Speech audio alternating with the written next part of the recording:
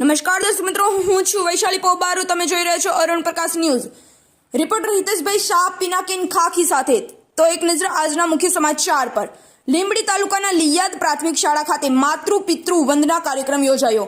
હાલના સાંપ્રત સમયમાં જ્યારે યુવાધન અને બાળધન આધુનિકતાના નાદમાં આપણી મૂળભૂત સંસ્કૃતિ ભૂલી રહ્યા છે, ત્યારે બાળકોના જીવનમાં માતા પિતા પ્રત્યે ભાવ જાગૃત થાય તેવા હેતુ અને સંસ્કારોનું સિંચન થાય તેવા ઉમદા હેતુથી 22/2/2022ના રોજ લિયાદ પ્રાથમિક શાળા ખાતે માતૃ પિતૃ વંદના કાર્યક્રમ યોજાયો. આ કાર્યક્રમને સફળ બનાવવા નાનાથી માંડી મોટા વિદ્યાર્થીઓ, દરેક વાલીશ્રીઓ, શાળાના દરેક શિક્ષકગણ સહિત વિશેષ રીતે શાળાના આચાર્ય શ્રી દલસુખ સાહેબના માર્ગદર્શન હેઠળ ખૂબ જ સફળ રહ્યો હતો.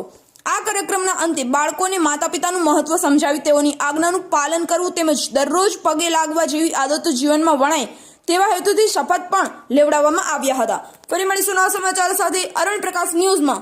રિપોર્ટર હિતેશભાઈ શાહ પિનાકિન ખાખી, અરુણ પ્રકાશ ન્યૂઝ.